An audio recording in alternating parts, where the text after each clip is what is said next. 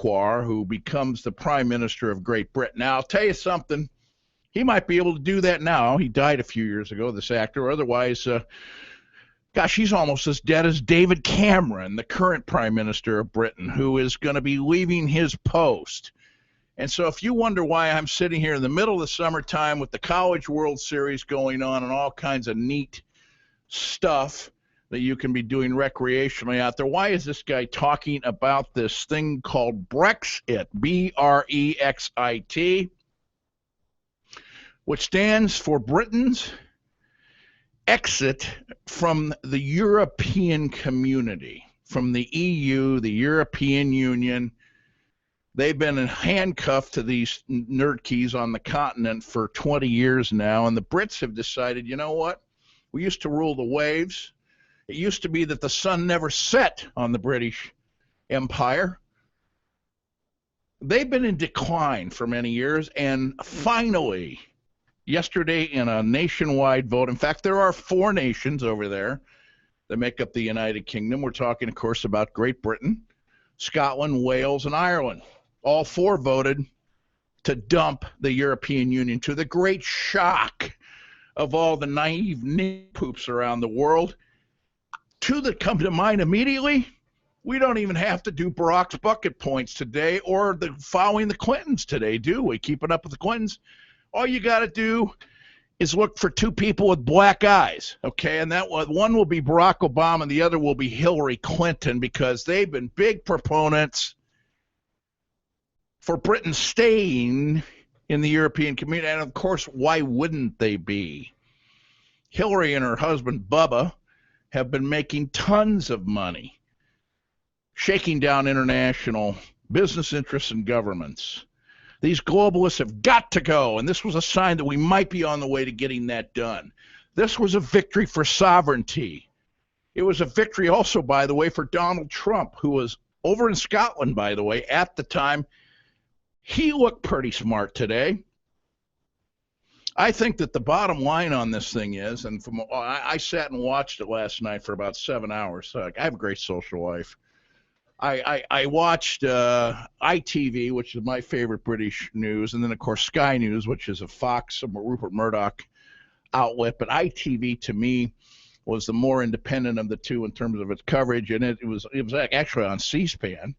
And they interviewed just a variety of people, and they talked about the political, they talked about the business, they talked about the market aspects of all of this at great length. It is a fascinating situation, and we're going to be talking with a couple of real experts about it today.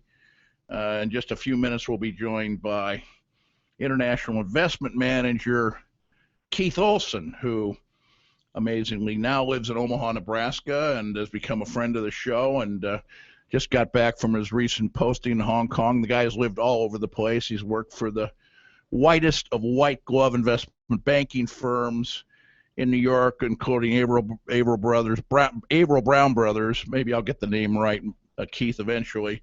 You start talking about the Harriman family, Harriman and the Brown families, you're talking about as old of money as you can find in North America.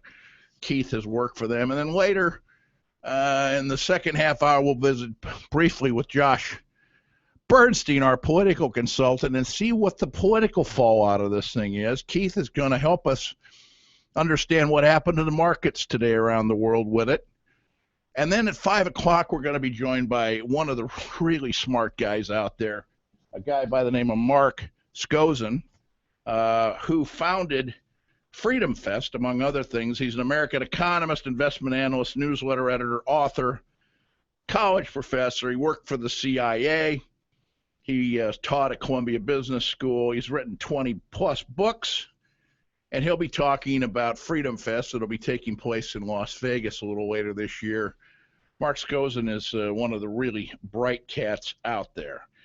His school was the Austrian School of Economics. Now, I also have in my family, coincidentally, a fellow by the name of Ian Hawksworth, who will be, I can't get him on the line, there's time difference, we just couldn't put it together, but he sent me a lengthy email telling me what he thinks the reaction in Europe is. He lives in Paris. He's a graduate of the London School of Economics, where he has a couple of postdoctoral graduate degrees. He's a real dummy.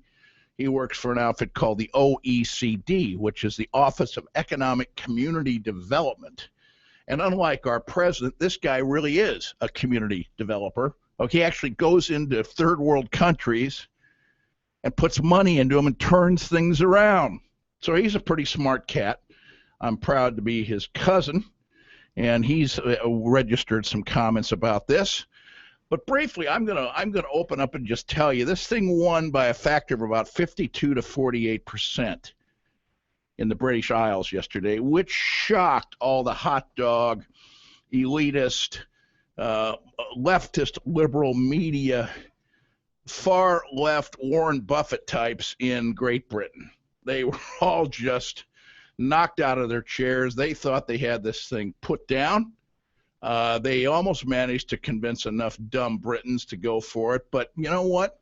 Enough smart, independent people who were tired of always playing second fiddle, of giving up the sovereignty of the country, the borders, of getting killed literally on this immigration thing in the streets, having soldiers' heads cut off by thugs in the middle of London in broad daylight. They finally decided enough's enough. And for a variety of reasons, economic, immigration, sovereignty issues, all kinds of reasons, they moved away from the mob. That mob, by the way, lives in a place called Brussels. That's where the European Union is headquartered. That's where those do-nothings go. It's their version of Washington, D.C., okay? So we're going to be getting into that, but let me just start out with this. And these are the talking points. These are 12 things you can take away. Number one, let us not kid ourselves. The Brexit vote was about immigration and the Islamization of Europe. Politicians are capitalizing on people's fears, and those fears seem legitimate. Number two, a death blow to free trade and globalization. Even Hillary Clinton, an architect of free trade deals, now repudiates them. Victimization is all the rage, and the victims of free trade have the upper hand. Number three, who's next? Several candidates.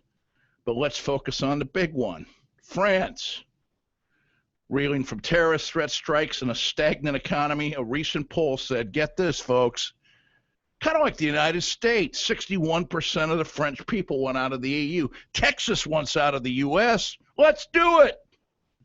Number four, good luck propping up Greece. Voters won't tolerate it. No more special deals for profligate countries. Those days are gone. Greece has had it. Number five, austerity is radioactively. The pendulum already was swinging sharply against austerity. Fiscal policies may loosen, but not a moment too soon. Interest rates are so ridiculously low, and Keith Olson will be talking about this in a minute, that deficits and inflation would actually be welcomed. Bond markets couldn't care.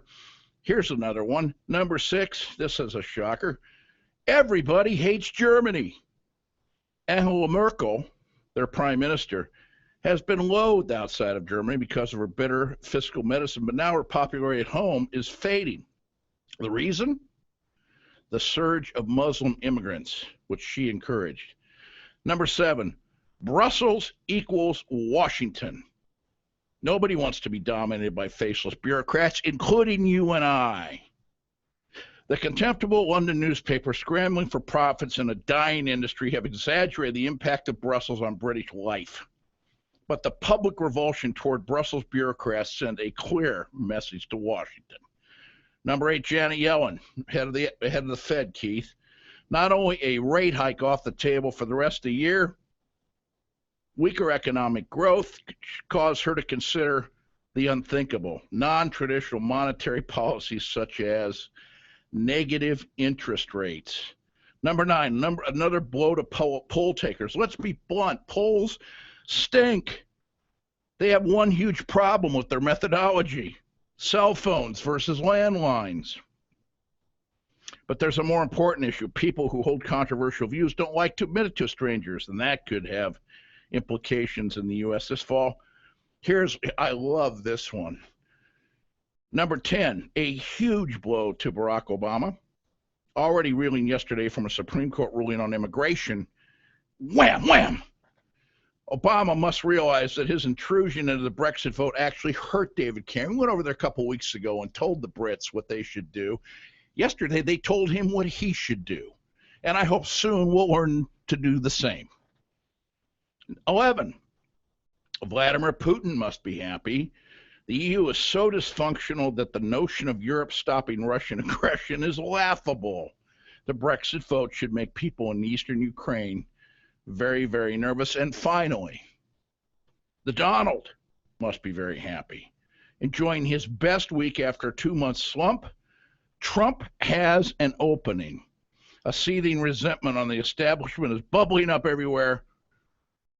And this week's turmoil from the floor of the House to the financial markets only helps him. The bottom line, the reason we're talking about this, folks, is because of what it means to you in this country. Immediately, for the next couple of years, and forever. Do you get it? The bottom line, this is an earthquake. The tremors will reverberate for years to come. Markets hate uncertainty, of course, and the world will just become dramatically less certain. A market sell-off would seem to be an appropriate response. That's the view from here. I'd be interested in what you think. My number is 402-498-5685. At 4:19, we'll be joined in just 60 seconds by a very smart fella, Omaha native, a man who's been around the world in high finance with the finest firms in the most sticky situations, and he's still living and breathing. I can tell you that. He's in the studio with me today. Keith Olson, back in a moment. It's been called the greatest libertarian show on earth, attended by Donald Trump, Steve Forbes, Glenn Beck, and the most brilliant conservative minds today. It's Freedom Fest, July 13th through the 16th at the Planet Hollywood in Las Vegas. This year, come hear Senator Rand Paul, author George Gilder, Judge Andrew Napolitano, and more. And don't miss your chance to win $25,000 in prizes organized by Shark Tank's Kevin Harrington. Register now at freedomfest.com and save $100 by using the code SALEM, all caps, at freedomfest.com.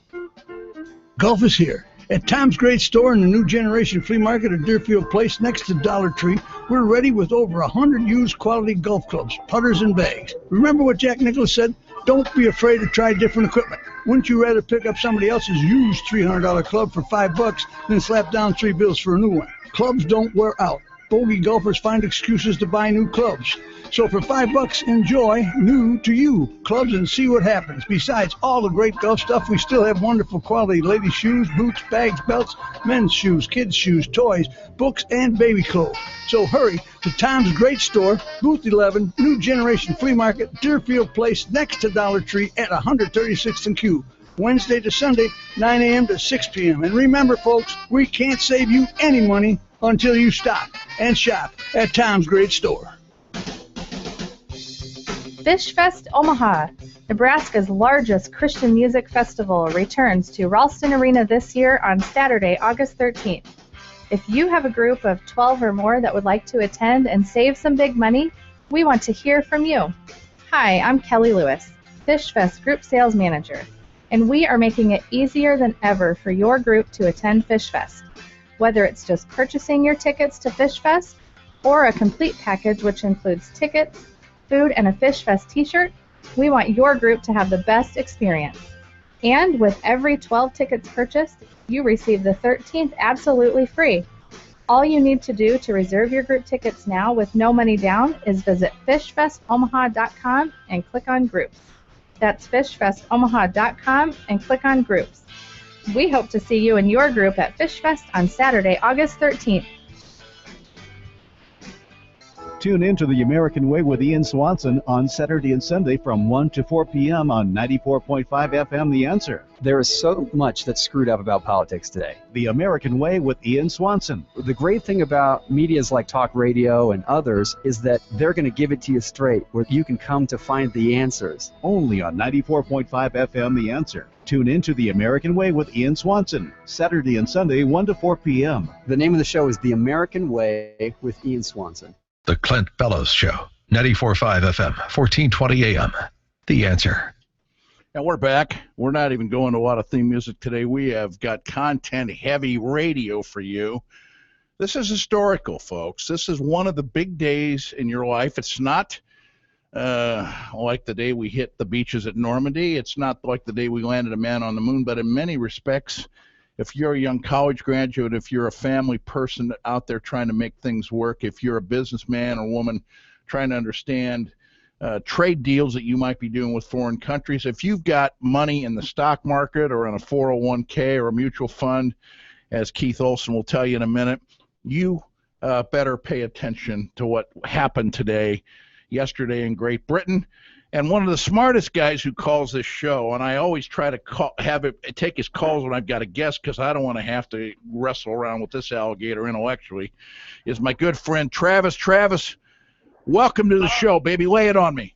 Blessings, Mr. Bellows. I just love what happened in Britain, and I cannot make this stuff up. I have been spending the last 7 hours. Yeah. I can't. I've been spending 7 hours in my health clinic explaining to the people what the EU actually is and what just happened. These people are absolutely 100% clueless about what the EU was and how these people got their freedom and sovereignty. Sick all the way to their stomachs like the stock market's going to go into depression. They absolutely do not know what has happened. They're so clueless. This is a good thing, and they're sick to their stomachs thinking the world's coming to an end.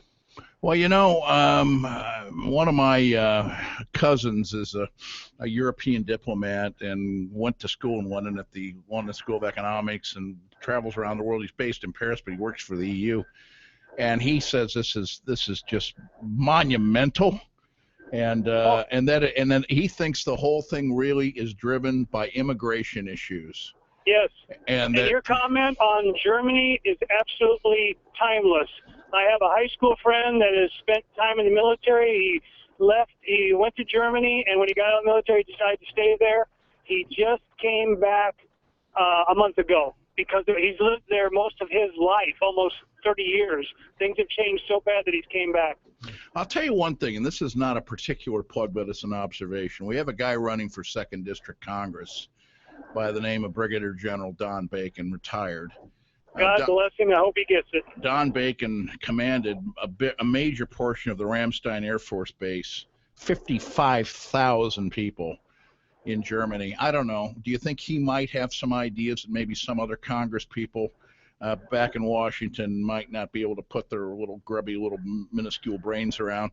I think perhaps. Yeah. After listening to him articulate on your show and doing my research on the website, it all says it right there. The guy is just very articulate, very smart, knows his intelligence. He knows our country's worse off than it ever was before it entered World War II, so we need dozens more like him from the White House on down. Travis, we have Keith Olson, Christian man, lives in Omaha, has lived all over the world. He's a investment analyst, investment manager, an investment banker. He knows a lot about investments, in other words. Do you have a question for him, or is there an observation you have for somebody? My only observation is I hope the stock market goes down more because I like buying bargains. There you go. Blessings on you, Mr. Bellows. Thank you. Love you. I feelings mutual, my friend. Don't forget we got the great Insider Weenie Roast coming up, so we'll be getting a hold of you on that. Contact me. I'll be there. All right. We're looking forward to it. Travis, thank you very much. And much later than I had planned, we are now addressed by Keith Olson. And Keith, thanks for being so patient. Give us 10 or so minutes on just run this thing down. What does it mean to the world economy? What's it mean short term? What do you think the ramifications will be over the next couple of years? And do you see it as a political issue here in the United States, Keith? Yeah, you teed it off very, very well. And you used the word fascinating time. And it is, for a global investor, this is one of those times where it is really fascinating because all of a sudden, all this uncertainty, and you mentioned it before also, uncertainty markets don't like it. The uncertainties that have been unraveled by this fascinating event where Britain has decided to leave the European Union creates several different uncertainties, and they're all tied together. And it creates a very, very interesting time for us investors out there. Some of the well, first of all, I was like you. I was up all night. My social life is similar to yours. Well, I'm sorry to hear that. Well, talking to contacts and friends who in the investment management business, investment bankers, very bright people. Most of them that I talked to last night are from England, and all of them, to a person, are excited about what's going on in their country, getting their country back, all of it, getting Brussels out of the mess, Yes. organizing the immigration policy in their own sovereign nation, organizing their economic issues by themselves as a nation. Taking back their nation has been something that they're very proud of, and be good on them for that. All of them, every single person I talked to had that frame of mind. Great observation. Glad to hear that. Now back to the uncertainties, and these do all tie together. And I was on the phone with and emails and etc., all the social media with friends and colleagues in the investment business around the world last night. And one of the key issues that stands out immediately is, what does this mean for the UK? What does it mean for European community, the 27 countries left? How long does this take? And we've learned through the Article of 50 that was drafted at the Lisbon conference to create the EU. How long ago was that, roughly? Oh my Keith? gosh, That's over 20 years yeah, ago. well over. Yeah. And we learned that there is a clause, there is a way, a document describing how a country can leave, and it's at least a 2-year process. We know that the Cameron, the Prime Minister, resigned, not immediately, but there'll be in the next 4 months he'll be out. And the next Prime Minister. See ya. Exactly. Next Prime Minister will be charged with the responsibility of negotiating with the EU community out of Brussels and getting a structure. And I that's one of the uncertainties that we as investors have to deal with. Now, the likely scenario there, it's going to take a couple years, but it'll be done well, and the UK should be perfectly fine, maybe even better off to some degree throughout this long, I call it long, 2-year process of negotiation. Now, this also ties into what will happen to Scotland.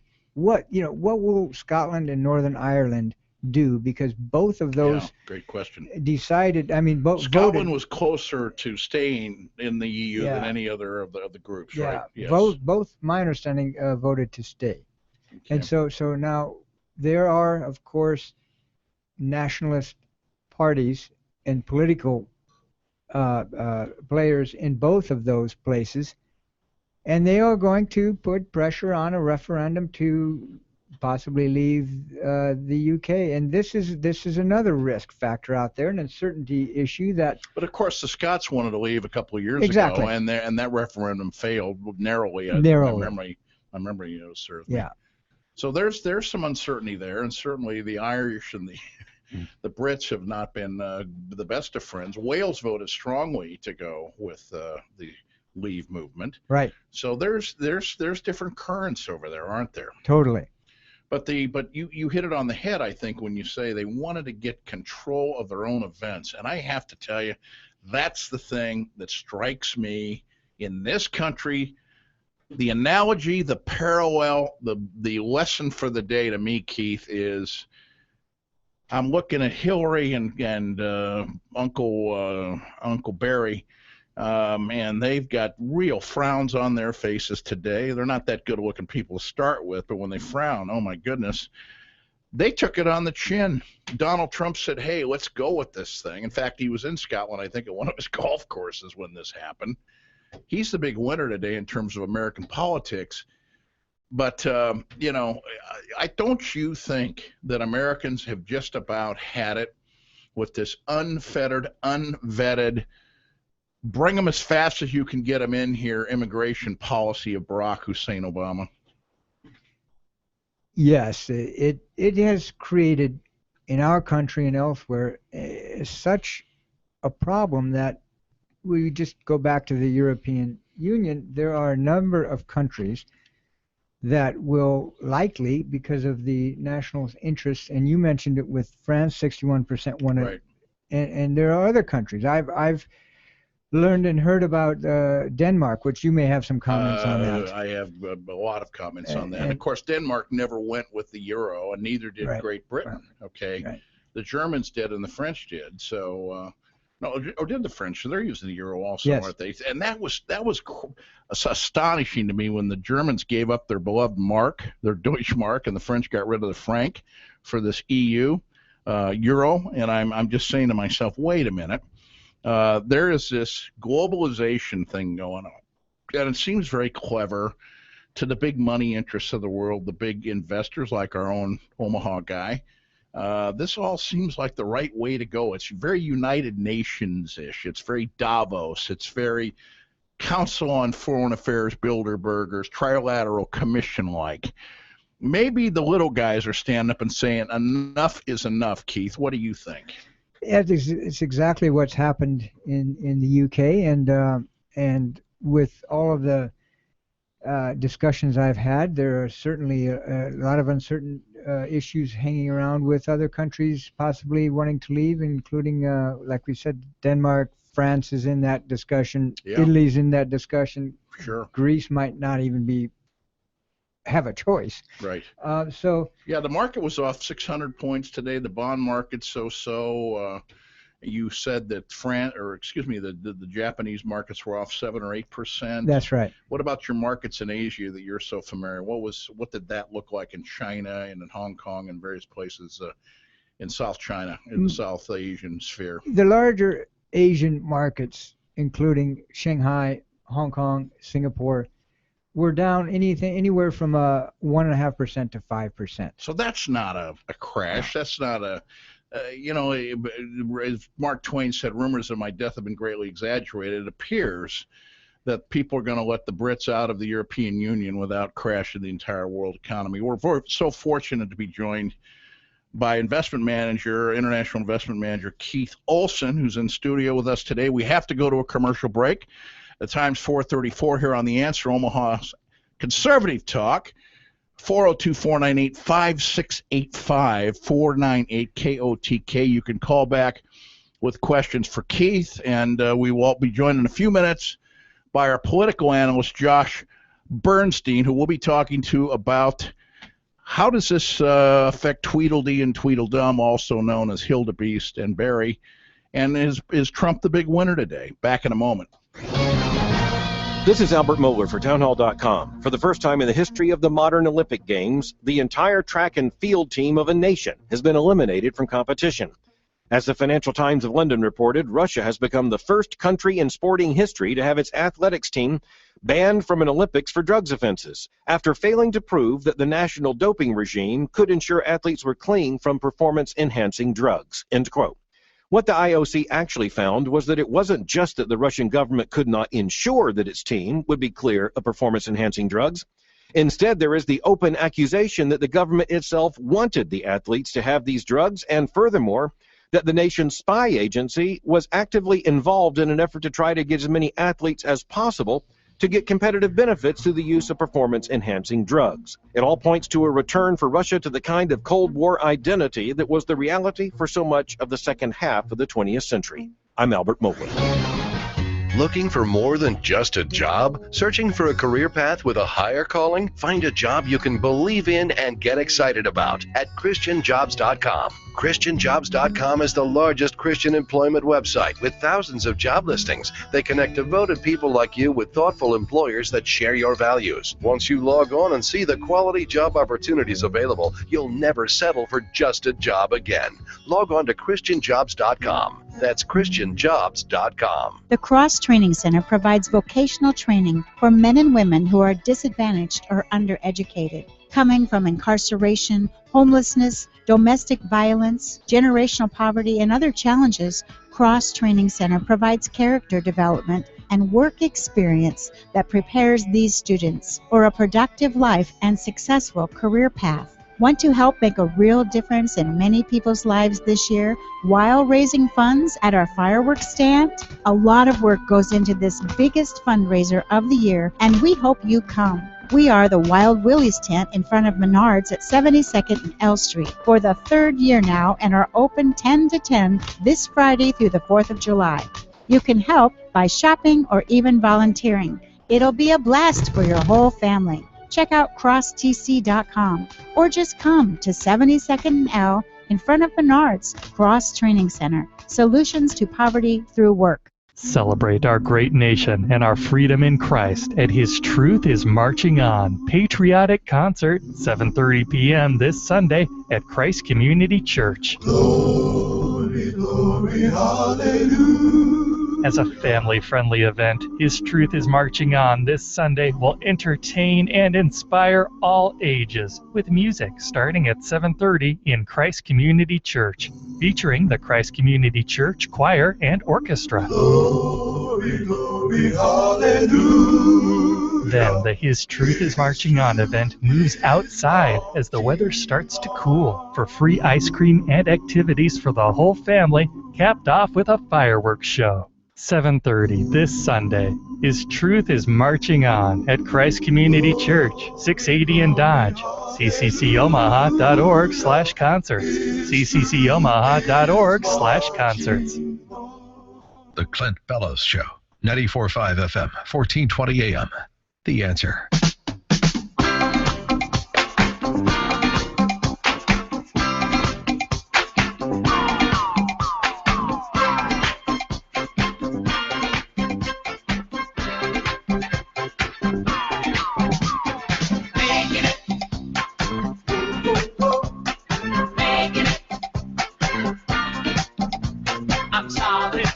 Yes. Yes.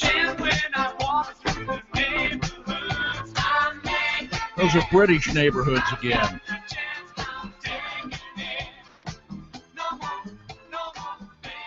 I can recommend a good optometrist in D.C., Obama, if you need to get your eyeballs fixed after they were poked out yesterday. Hey, you've had a tough week. Got beat by the court, and now you're getting beat in the court of public international opinion. Couldn't happen to a nicer guy. I have a cousin who is, this guy's got an IQ way north of $150. London School of Economics, the whole thing. Father's Brit, mother's Danish, from my Danish side of the family. I call him Halfdan. That's his nickname. His real name is Ian. And he says, "Hi, Clint. Good to hear from you. Hope you're well." And I asked him last night via email about the Brexit thing. He says, "I'm quite upset about the Brexit, but mostly because the rest of Europe will be left with the Germans and the French in the driving seat, which presently means the Germans. While Germany has many qualities, it, or at least Angela Merkel, has shown itself incapable of leading Europe in the insane, pragmatic way, inviting 1.2 million Muslim immigrants and becoming beholden to Turkey in order to stop the flood, continuing to tell you all you know." Now, this is from a Brit in a high-level position in Europe. Why did the UK vote to leave? Because the vote boiled down to whether they wanted to have control of their borders. Does that sound like Donald Trump or Hillary Clinton to you? That might be one reason a young person would be concerned about this. Braden, our key producer, has said, "You said it's the most important thing to have in my lifetime. You haven't told me why yet." Well, give me time, man. We got another hour and a half here. Why did the UK vote to leave? Because the vote boiled down to whether they wanted to have control of their borders, immigration or not.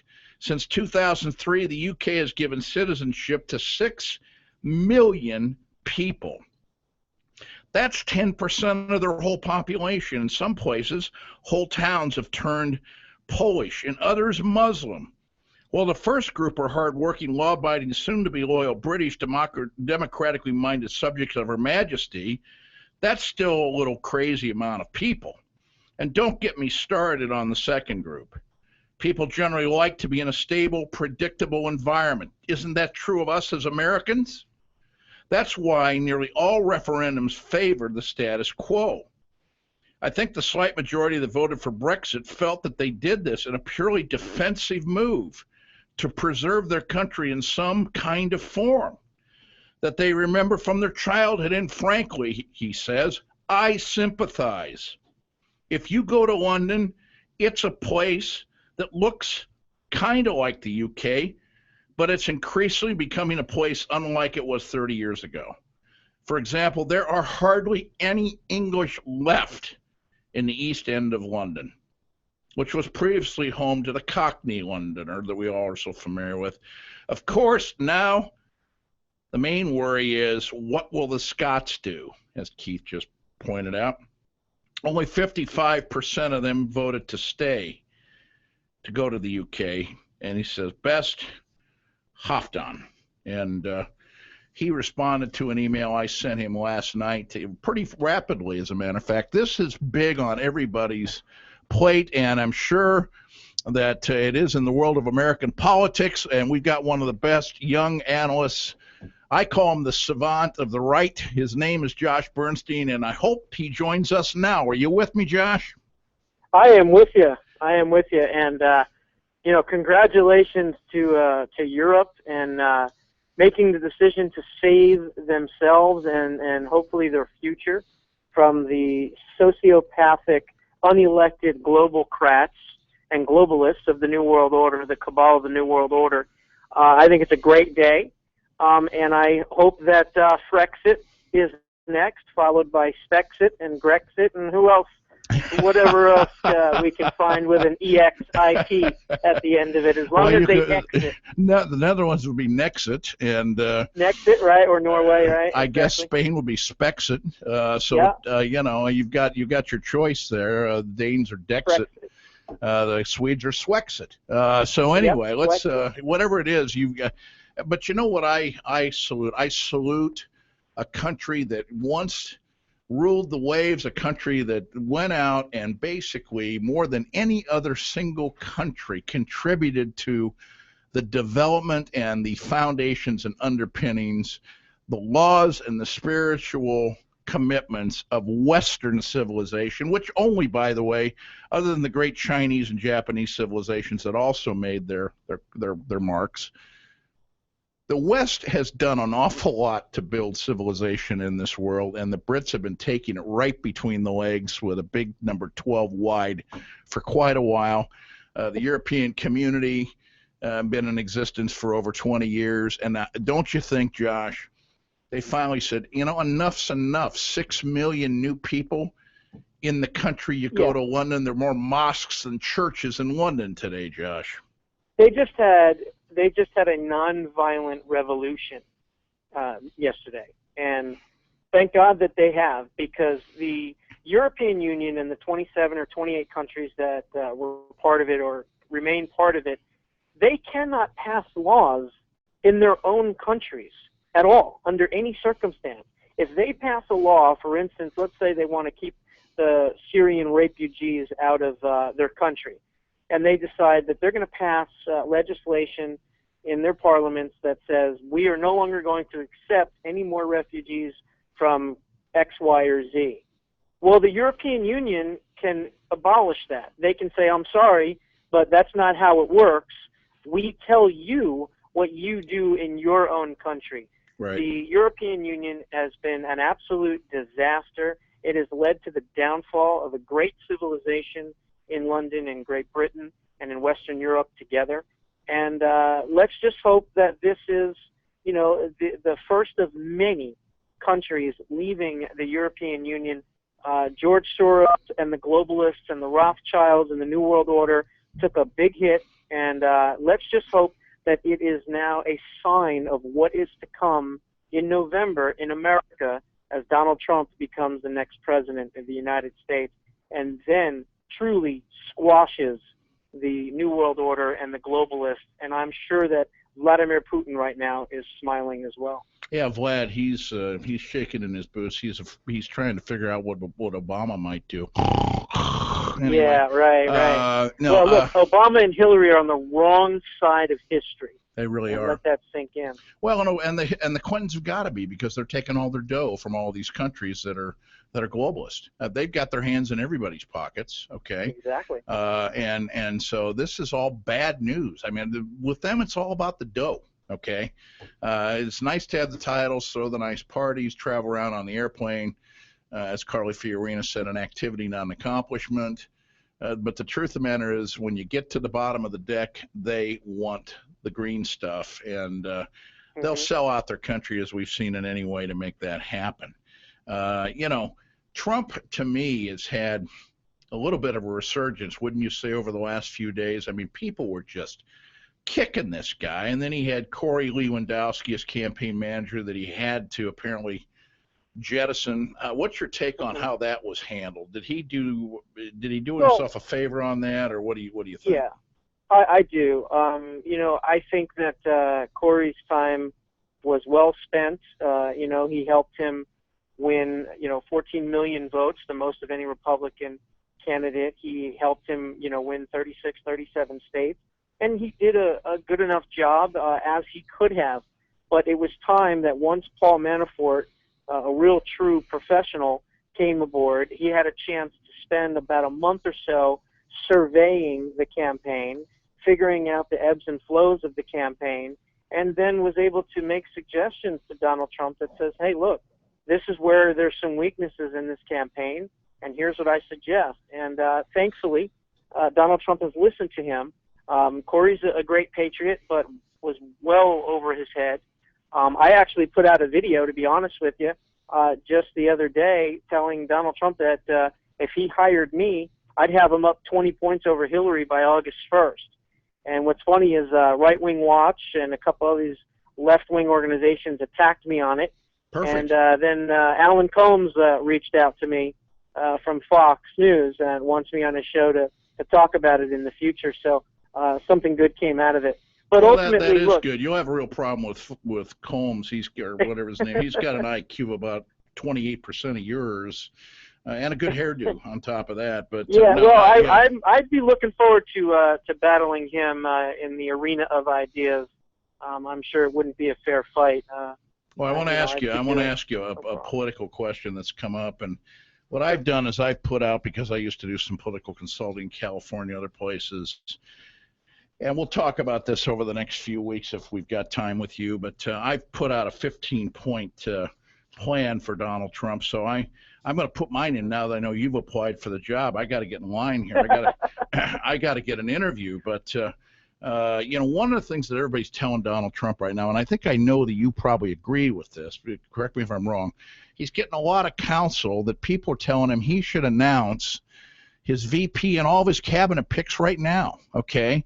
And I made the comment, and maybe there's some truth and value to that. I don't know. But what I think there, and then I'll let you disagree with me, I think if he puts those people out there, it just gives Hillary and the boo birds and the media shots to go after those people and dissect them one at a time and makes them each one of a daily news story. And we'll dig into everybody's background, and we'll find something wrong with every single person he suggests. Right. What do you think? That's certainly one view of it, I guess. But I look at it from a different perspective, and my perspective is this is an unconventional candidate running in an unconventional primary, winning an unconventional primary, and now hopefully winning an unconventional general election. You have basically two sides. You have the nationalists versus the globalists. And I think that the ideas and the big thoughts and the thinking outside the box folks are going to win the end of the day. Yeah. So if Donald Trump was to pick a very conservative, whoever it may be, very conservative vice presidential pick, and then maybe 3 or 4 cabinet members, and then basically have them out there as a team. So Make America Great Again team, have them as surrogates going to the different swing states and appointing, each one a certain goal and or task that they will accomplish in a Trump administration. For instance, Dr. Ben Carson as Surgeon General, how he will get rid of and replace Obamacare. That could be his little baby. That's a great call. Health and Human Services Secretary would be, maybe Bobby Jindal, and he could go and talk about certain things. Or, Secretary of Energy as Sarah Palin. She can go and talk about foreign oil and how we can, extract oil here at home. And or we could just give her own airplane and let her fly around for 4 years like Hillary's doing. Yeah, exactly. And I think she'll draw bigger crowds with guys like Putin than Hillary ever did. What do you think? I don't know. Yeah. There's a great team. You mentioned Alan West. He's a superb guy. You mentioned him at defense. I could see him there. I could also see him as an NSA advisor on the inside because I think he's so bright. I like General Jack Keane at the Department of Defense. Who would you put in as Secretary of State as long as I'm taking you down this road? Well, if he doesn't pick Newt Gingrich, I would maybe pick John Bolton or Newt Gingrich for that position. Boy, Bolton would just drive the libs nuts. They hate Chief of this Staff guy. Would be Paul Manafort, and I would probably put legal counsel to the president would be Andrew Napolitano. Oh, great call. Josh, this is Keith Olson. Clint and I were talking earlier about we simply cannot separate the economic issues with the political issues, and you've raised an awful lot of very interesting political issues. I was wondering what your take from a Donald Trump standpoint, your take as to how he would address our nation's tax issue, the IRS, how would he structure that? I know he has something on his website, but I'd like to hear your view. And what departments potentially would he eliminate within Washington D.C.'s his administration? And also another one, and I'm just going to shoot two more. One is deregulation. How do you see Donald Trump really attacking regulatory issues that have hammered businesses of all sizes in our nation? And then finally, maybe energy policy, which is a great one for a whole host of reasons. Anyway, just would like your comments on that. We gave you 6 questions there, so try to get them all straight. Yeah, the savant. You answer them in whatever order. Just tell us which one you're answering at the time. I'm trying to remember them all. As far as, Donald Trump and regulation and things like that, I think that he, with his business acumen and his business experience, and he knows people for, 35, 40 years, he knows people in every single industry. So I think that he's going to take the best and brightest minds from those industries that either are retired with millions of dollars and don't, need to work anymore, and they want a government job to kind of play around with a little bit, and he'll appoint some of those folks to be trade negotiators, trade representatives, regulatory folks, maybe appoint some of these folks that he knows that are high up in banks and things like that are conservatives, that may want to be, part of the Treasury and the Treasury Secretary and things like that. I don't have the inner workings of all of those people and who they would be, but as a delegator, as we've seen him to be, I think that he would be very good at that. The other thing, as far as what was one of the other questions? Tax issues. Taxes. Yes, taxes. Look, I've always said this, and I agree with a lot of conservatives on this, that the tax code is embedded with class warfare. Because of how the tax code has been put together and the 14,000 pages of the IRS, or however many pages it is, class warfare is embedded in tax policy. So what you need to do is you need to lower the taxes on the people that create the jobs, the 65, 70% of small businesses. And I think that he will do that. He also has this streak in him that so far he's been talking about, raising taxes, I guess, on the Wall Street folks. But I don't necessarily think that's a smart idea. I think he ought to lower taxes on everybody. Yep. If I was him, the first thing that I would do is I would call a moratorium of a minimum of 6 months on the capital gains tax immediately. That'd be the first thing that I would do on day one, and I would make it 0% for 6 months. There's about $13 trillion in offshore money right now that is just sitting there avoiding taxes. You would see a large amount of that money, those trillions of dollars, come rushing and roaring back into the economy. Even if in the first 90 days, 20 to 25% of that, think of what that would immediately do, not only to stabilize the markets more, but more importantly, to pay down the debt. Right. You would have an influx of money, trillions of dollars coming into the United States economy to kind of give it that jump start that it truly needs, because obviously it's been neglected for 8 solid years. We're at, so that's the first thing I would do. There's just too much to talk about. We're at the Answer Almost Conservative Talk, 94.5 FM, 1420 AM. The Clint Bellows Show, 402-498-5685 if you have calls. We're joined by investment analyst and manager Keith Olson in office here with me, and we've got the political savant of the right, Josh Bernstein, with us. we got about 2 minutes. I'd like to ask you both a question that Braden Larson, our producer, asked. And Braden is 17 years old. I've never really seen him. I understand he sits with me every day. I love the guy. He said, you told me this was one of the most important days in the history of my life, but you haven't told me why. And I guess, gentlemen, I'd like you to both give me 30 seconds on why a move towards sovereignty, a move to deal with immigration and political issues and to cover your own bases and manage your own future. Why is the lesson that the Brits sent us yesterday so important to American young people? Josh, you want to take the first shot at that? Because it shows that there's a willingness to get away from those that want to control us on a global scale. There are 13 families that truly run the world. We know that. It's part of what's known as the globalists and the New World Order, and they have now taken a serious blow. I can assure you that they are now going to be watching. Do you consider Warren Buffett and company part of those 13 families? Well, you have the Rothschilds and the Rockefellers, and there's a lot of foreigners and the Slims and some of the others that are out there. Warren's got a lot more dough than any of those people, but that's another matter. Right. But I can tell you this: the globalists are going to be keeping an eye on France, and they will do everything they can to make sure that France is not next. So let's hope France is next. Well, Keith, you take a shot at that as well for me, if you will. Yeah, got about 30 seconds. What you might consider is that if Clint is paying you any money and you want to invest any of it, there will be a great bargain opportunity that Travis said earlier in the show, where you could do some investing. And prices of everyday goods may be impacted as well if the dollar continues to gain strength over foreign currencies. Therefore, it could impact prices, especially any imports that you might be buying. And we're in the midst of a revolutionary change. Gentlemen, we're just out of gas, out of time. Josh, great to have you with us as always. Next week we'll get back on we'll talk a little bit about Hillary and what she's got going on.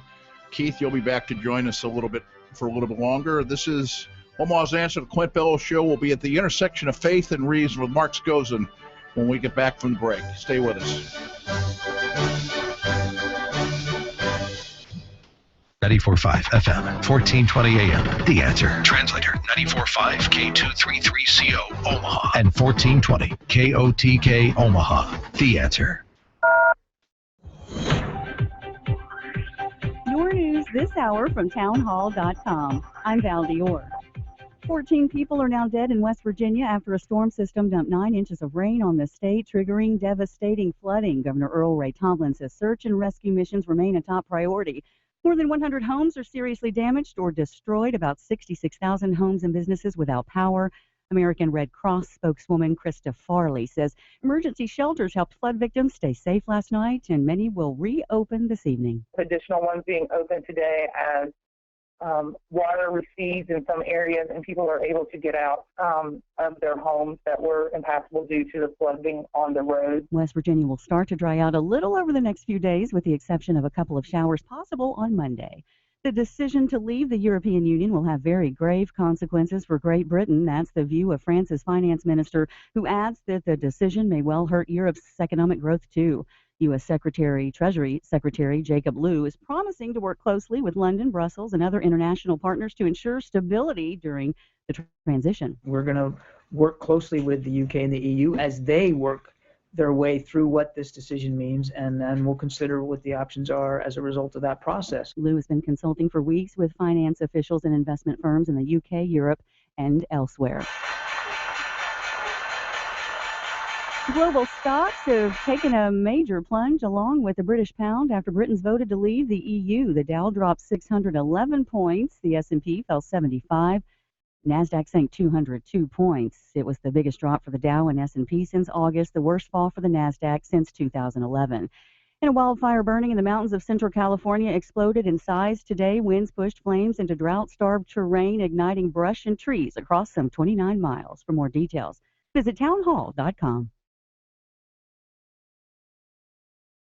Hey there, this is Eric Metaxas.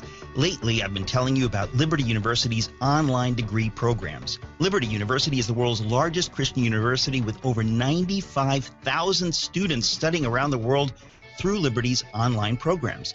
While there are a lot of universities who've jumped into online education, few can deliver on the promise of a quality education with such flexibility, and even fewer can actually point to a graduate of their online program like my friend Morgan from Nashville. I did it. I actually got my degree from Liberty University. 2 degrees, actually. Not only has this process taught me self-discipline, I've also learned that it is never too late to fulfill your dreams. And I did it all online. I did it, and you can too. Pick up your cell phone now and dial pound 250 and say the keywords Liberty University. That's pound 250 and say the keywords Liberty University. Dial pound 250 and say the keywords Liberty University now. Flexible, affordable, possible. Liberty University online.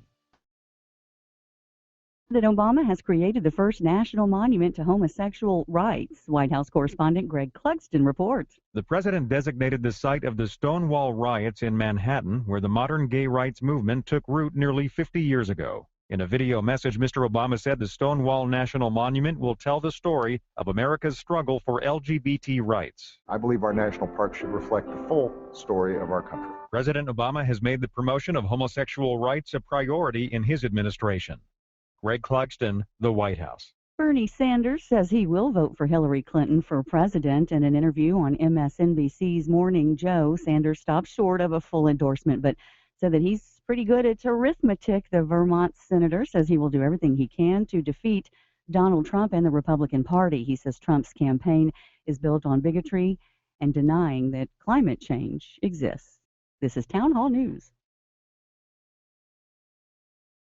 94.5 FM, 1420 AM. The Answer. Weather. Here's Matt Duncan. Here's a look at the forecast for Friday night. We see a 40% chance of widely scattered showers and thunderstorms. Best chance along and south of the I-80 corridor, and a low down to 73, and will carry a southeast wind. For Saturday, a chance of thunderstorms. I think best chance will be late into the afternoon and just partly sunny, warm and humid through the day with a high of 90. And then on Sunday, partly sunny and a high near 91. That's a look at the forecast. I'm meteorologist Matt Duncan. Steve Dace is looking for Hillary Clinton and can't find her. The press distrust of Clinton is demonstrable. She received the least favorable coverage of any Democratic or Republican candidate. And that's going to continue. You're seeing it right now. Serious question, is Hillary Clinton running for president right now? Do you know? I know she hasn't had a press conference in about 200 days. Yeah, about 200 days. This is the plan. The Steve Dace Show. Weeknights at 8, right after Larry Elder at 6 on FM 94.5, AM 1420. The Answer. Clint Bellows Show. 94.5 FM, 1420 AM. The Answer.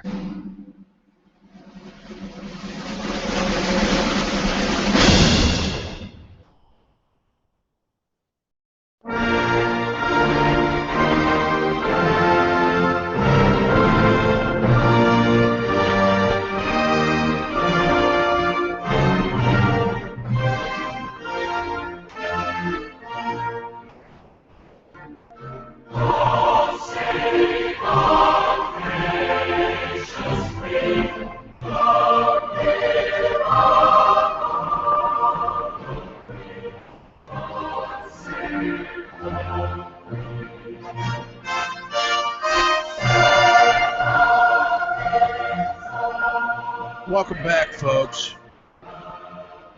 God save the Queen. God save Britannica. God save their sovereignty, their immigration problems, their economy, and their flop-eared Prince of Wales. Welcome back to the show. Clint Bellows here at Omaha's TheAnswer.com. And a lot of times we have guests that are very sophisticated from around the world, and they want to know where we're at. And we're in Omaha, which is it's not the end of the world, but you can see it from there. And the truth of the matter is, Mark Skousen, we've got more millionaires in this town almost than any other town per capita in the United States. Many of them got some dough from Warren Buffett one way or the other, or they made money in the railroads or insurance companies. You would know a lot about that as one of the world's foremost experts on economic growth and how it relates to politics. You've been on virtually every cable and news show, did your PhD from George Washington University. You're an American economist, investment analyst, newsletter editor, and you wanted to have Rudy Giuliani do your Fee Fest speaking engagement a few years ago, and the board of directors of your group didn't want Mayor Giuliani. I have to ask you about that, sir.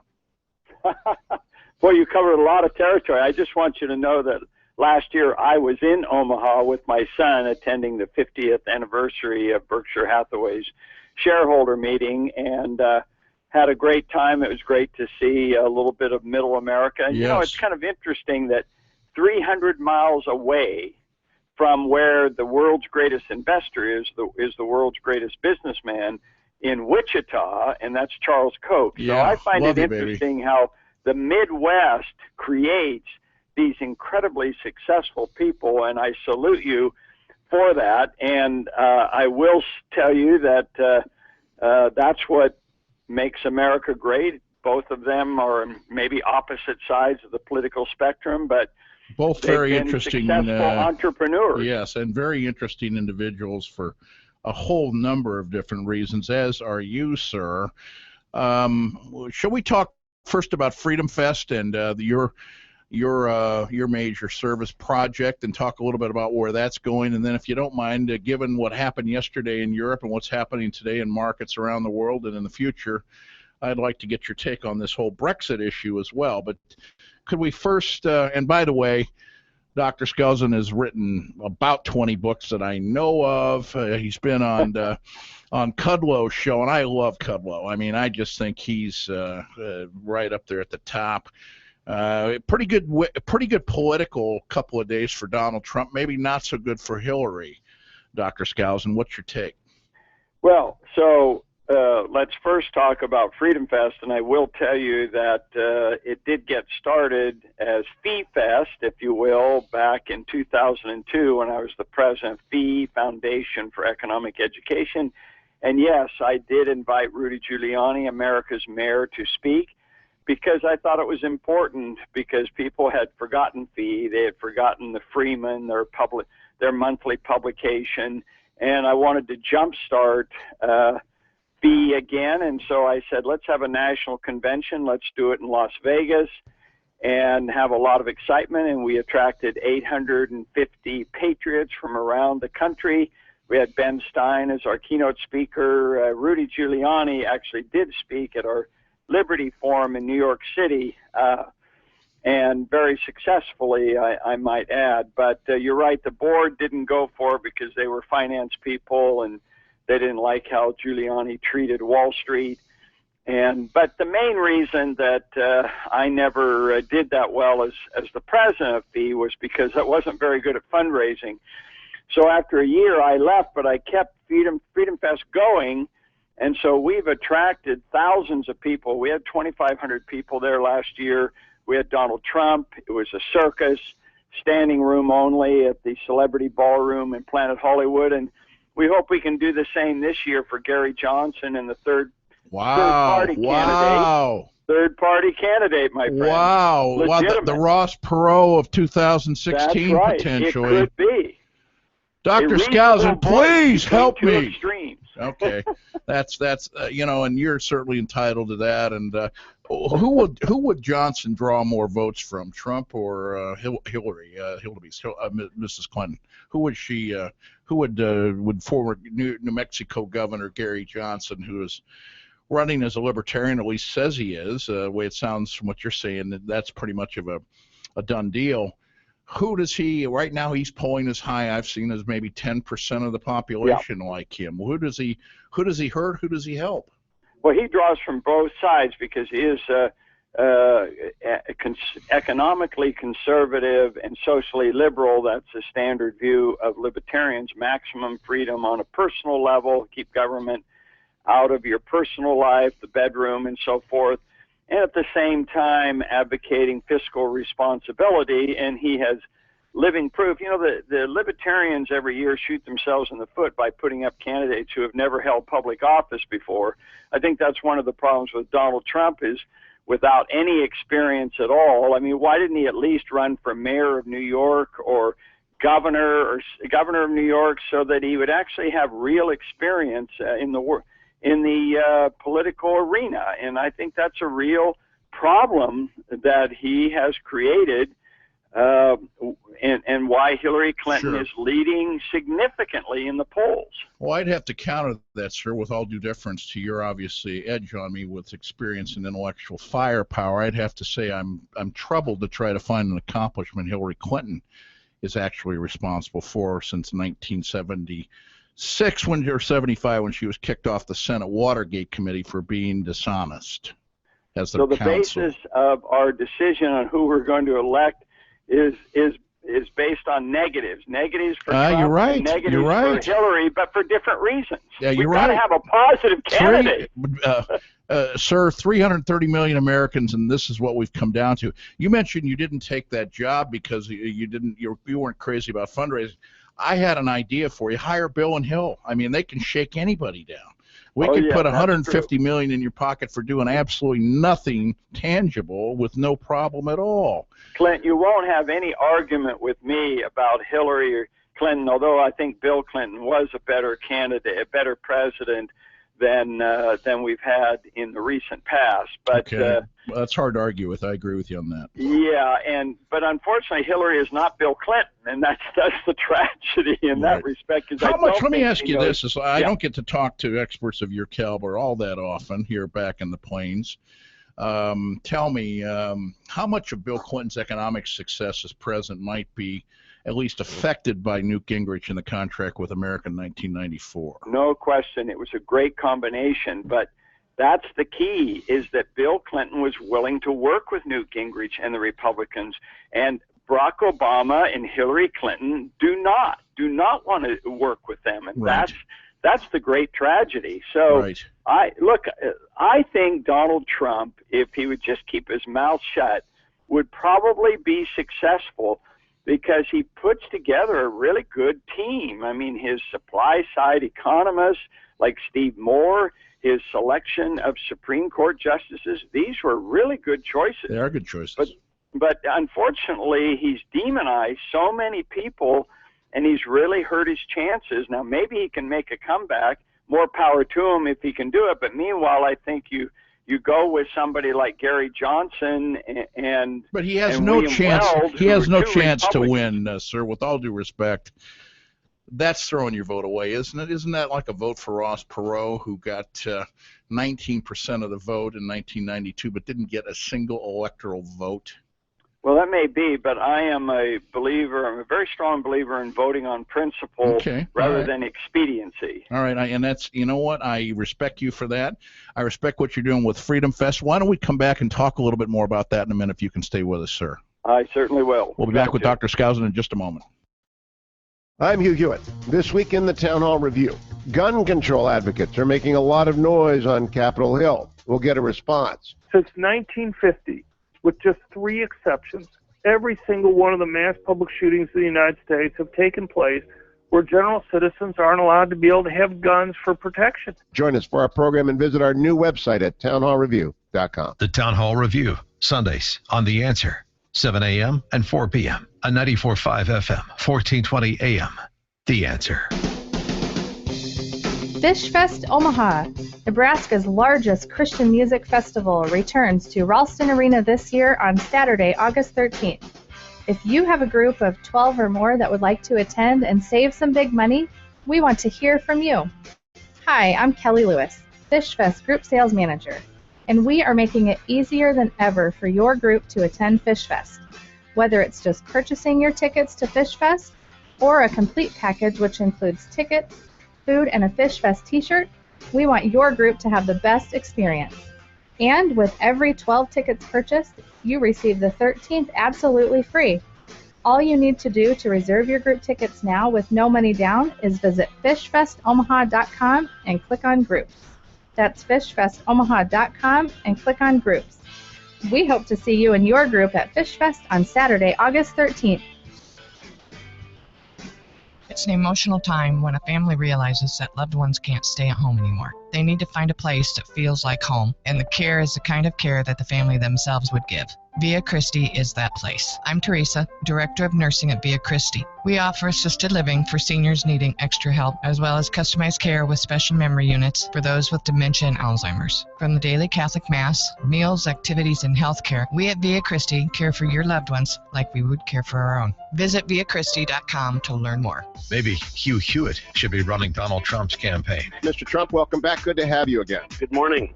Will you name members of your cabinet early so that the whole conservative movement and the middle of the country see a serious team that Donald Trump has put together? I would be inclined to do a lot of it early. You don't have to do all of it, but a lot of it early. I think that would really rally a lot of people to No, your I like that idea very much. The Hugh Hewitt Show, weekday mornings at 5, right before Mike Gallagher at 8 on FM 94.5, AM 1420.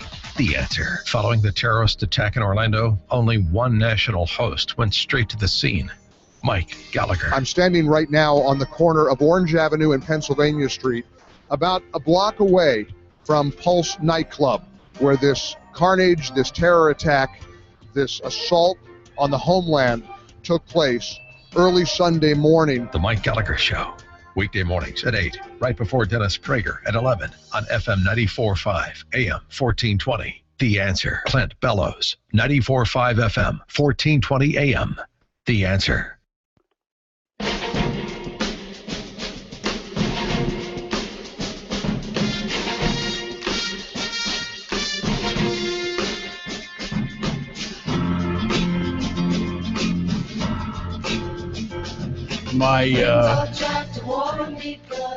One of my political heroes and mentors when I was involved in politics in Southern California and in Washington during the 80s and 90s was a guy named Mike Curb, who was Lieutenant Governor of California in the 80s and used to give Jerry Moonbeam Brown fits. I don't know if you remember those days or not, Mark. You're probably much younger than me, but that was the theme song from Kelly's Heroes.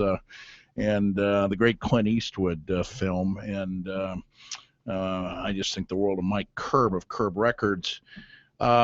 Freedom Fest. Let's talk for a moment about that, and then I'd like to switch gears a little bit and get your take on the momentous events of the last couple of days. Indeed. Well, Freedom Fest is going to be talking about what happened in Britain and their declaring of independence and a lot of other things. We have over 250 speakers covering every subject imaginable at Freedom Fest. So we've been doing this now for 9 or 10 years.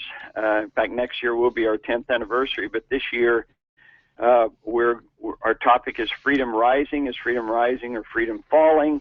We meet in Las Vegas. We take over Planet Hollywood there.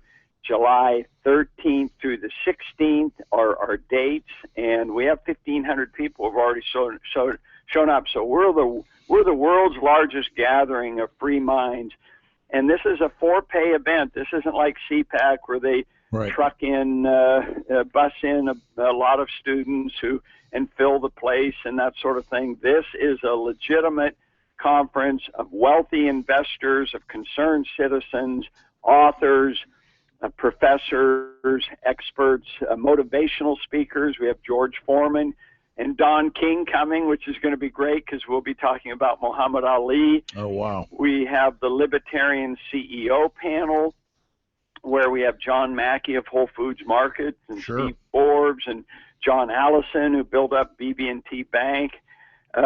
We have Judge Andrew Napolitano.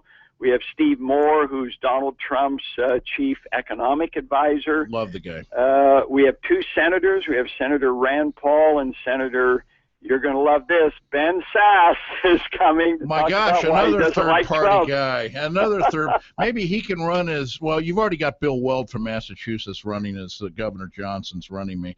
Hey, maybe Ben could be Secretary of State. I don't know. I'm joined, by the way, in the studio by a fellow named Keith Olson, Dr. Skousen, and he has been with some really second-rate firms like Harriman Brown Brothers and a number of others around the world as an investment manager. And he's been joining me and talking with, by the way, as you have these thousands of people at Planet Hollywood, that's right before the Republican convention. Are you trying to upstage Cleveland with that, sir? Or what's your thought there? Well, actually, it's really surprising that we have 1,500 people showing up, and admittedly, a lot of them said, listen, I can't make it this year. Like John Stossel usually comes every year, but he can't make it because he's going to be setting up to work the convention. So there are some people who are Sure. missing in action, so to speak, I love during Stossel. this time period. But we are going to have a huge number that are there who can come in and out and give us their latest views of everything. We do have a film festival, the Anthem Film Festival. We have a little bit of everything. And by the way, I should mention to your people that they can get $100 off the ticket price by using the code SALEM, S-A-L-E-M, all uppercase. Super. And that's a really nice deal for people to come on. And we just got our hotel room extended. It's normally $109 a night. Those rates are going to go up next week to $200. So if people want to come, now's the time to sign up. Well, I've talked to Trump. I'm going to be staying at the Trump across the street. I hope you don't mind. Can I still go ahead and come over to the Planet Hollywood? Wow, that building is still open? Oh, boy. Oh, my gosh. Hey, you're whacking me, okay? You know, he needs the money from Mr. Adelson, who promised him $100 million, but I haven't seen him Venetian and other fame there. I haven't seen that money forthcoming. Trump has a problem, doesn't he, right now, at least a perceived one in the fundraising. Well, yes, you know, arena. I actually think this British act of independence is kind of, you know, the EU, the European Union was trumped in a sense, weren't they? Ooh, Because I love that. people are angry about a lot of things being imposed upon them. You talked about taking back their sovereignty, and there's a lot to be said for that. But the biggest risk, this is a crossroads, because the UK can go the way of nationalism, protectionism, and closing off the world. It can go that route, or it can go the route of liberalization, of tax reform, of setting up a proper open society that is devoted to freedom. It's a real risk. I don't minimize at all what has happened here, because I think a lot of other countries are going to look at this and say, hey, maybe we should secede too, and we're going to build walls instead of bridges. I think it's a very dangerous time period. Well, I think Texas will secede if Gary Johnson becomes president, but that's just a thought. I hope you can come back and be on the show again. We've got a couple more minutes. Do you think that this Brexit thing was driven more? And of course, as my guest Keith Olson has indicated, very hard to differentiate or disintegrate the politics from the economics, from just the class issues. But there are fears in the United Kingdom about this 6 million influx of immigrants, and they're not all Muslims, but most are, okay, and what the impact on the fabric of that country have been. Is there a lesson from a libertarian point of view that we in the United States ought to be paying attention to, sir? Well, yes, I think the biggest problem is the EU Brussels imposed upon them their rules and regulations that they had to take. You know, you have open borders in essence within the United States of Europe. And so anyone who is in Europe then can go to England or Sweden or any of these countries, and they had to take them, and they had to take their welfare system with them, and they had to take them as refugees, even if they were maybe terrorists. And so I can understand that real concern that they have. That's the legitimate issues that they had with the EU. But the idea that they were going to be opposed to the free flow of goods and capital and money and even labor to some extent, that's what Ludwig von Mises and other free market economists have long advocated as the ideal liberal, classical liberal state. And we don't want to see borders crowding out, and so you don't have goods crossing, you don't have labor and capital crossing, because that's when you create conflict. You know, like they say, if goods don't cross borders, soldiers will. Yeah, that's the danger. That's wisdom on your part, sir.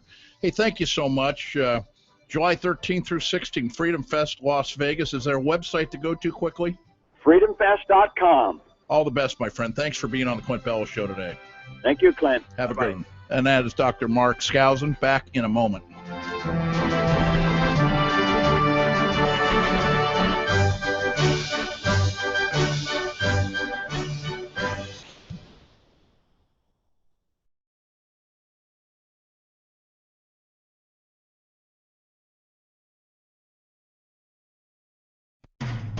For Republican voters, the first phase of the wild squirrel ride is over. Donald Trump somehow managed to eliminate 16 other candidates for president. He somehow managed to convince more voters than the other guys that he was the right choice for president. It was the wild squirrel ride at the state fair. You actually thank God when it ends. Problem is, it didn't end. Get ready for the second ride. But don't worry, this radio station will get you through it. 94.5 FM, 1420 AM. The Answer. Celebrate our great nation and our freedom in Christ at His Truth is Marching On Patriotic Concert, 7:30 p.m. this Sunday at Christ Community Church. Glory, glory, hallelujah.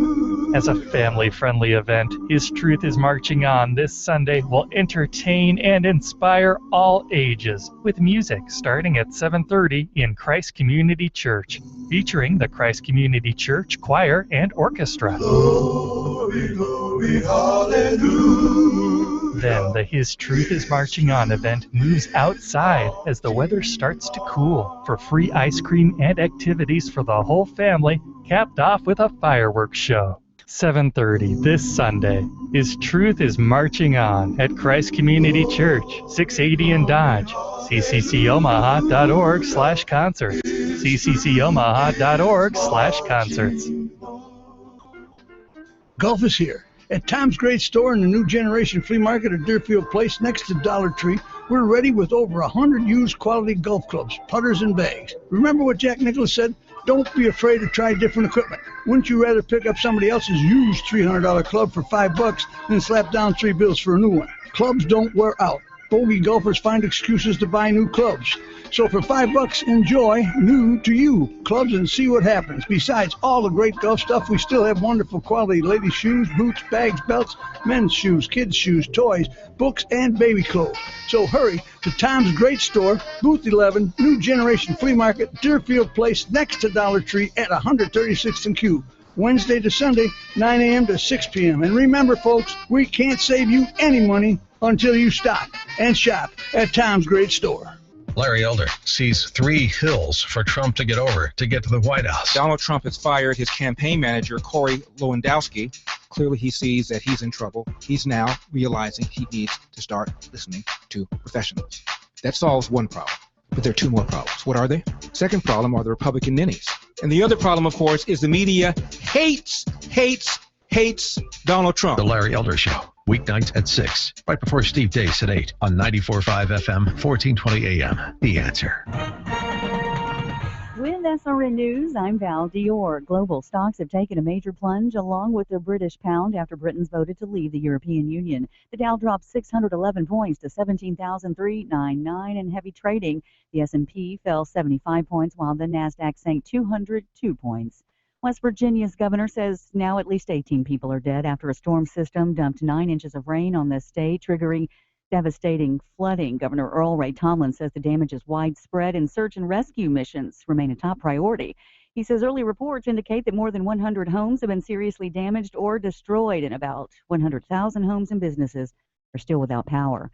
U.S. disease experts say blood lead levels in Flint children were significantly higher after the city switched to its water supply in 2014 at a cost-saving move. A CDC report released today. This is SRN News.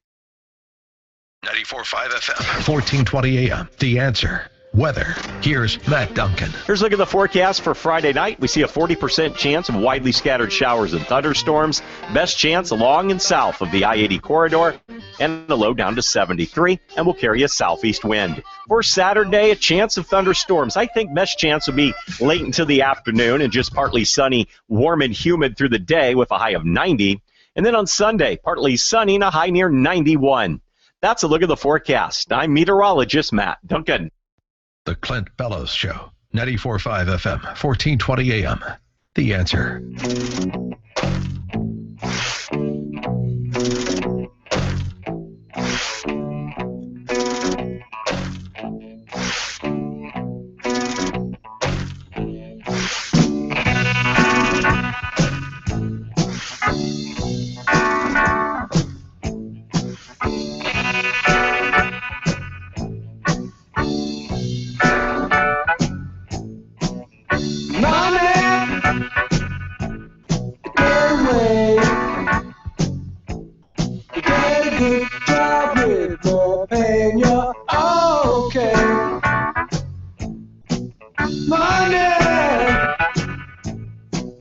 lots of gas. You know, Cash with both hands that in that incredibly inaccurate and forgettable movie, All the President's Men, about Watergate, where they took down a pretty decent man, Richard Nixon, for almost nothing for a parking ticket, there was a guy who was a stoolie by the name of Deep Throat. And in a parking garage basement in Washington, D.C., he told Bob Woodward from the Washington Post, follow the money.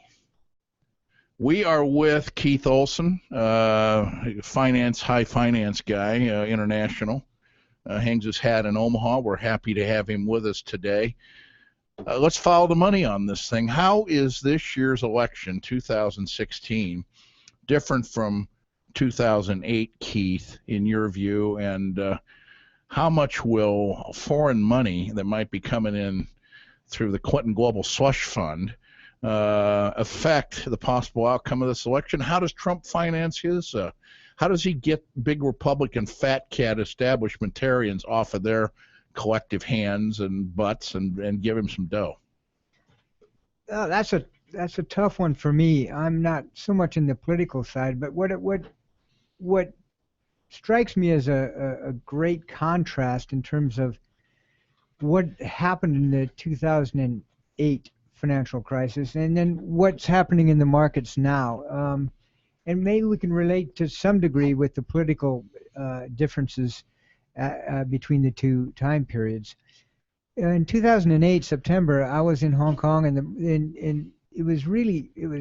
the markets really did freeze up. It was really one of the horrific times in markets, and fiscal policy of governments around the world and monetary policy of central bankers around the world jumped in and did everything they could to provide liquidity, and that took a certain amount of time to balance markets out. And by March of 2009, the market started to recover. This time around is much different. The banks are much healthier and more robust right now, except for possibly in China, which could be a worry. Markets have been very liquid. Equity markets, they're sure they traded lower, but they're very liquid. There was no issue with closing markets or hitting triggers. Currency markets were all over the place, but certainly the liquidity was fantastic, and same with bonds. Again, with the banks are much more robust, generally speaking, now, and that's... Well, we've made them too big to fail. Well, that's a lot of them are, but... Of course, all the community banks have gone into the tank, or a lot of them have. I know in Omaha we still have some pretty good independent banks.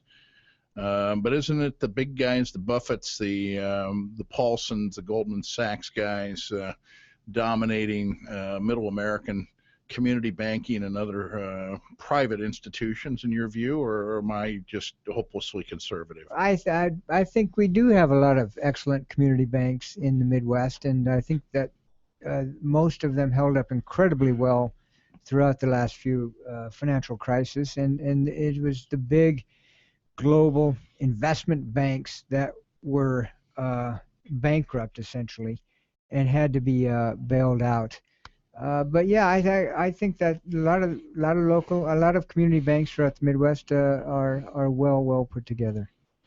We've got Keith Olson, who among other places has had stops at places like Harriman Brown Brothers. Just a real guy, can't get a job. I mean, that's amazing. But he's lived in Hong Kong, Tokyo, Montreal, New York, London, been around the block. And we're joined now by our Wall Street babe, Maureen Enor, who has been on some of the financial networks, is a Trump supporter. Her husband's one of Oakland's finest, and she has a tattoo on her ankle.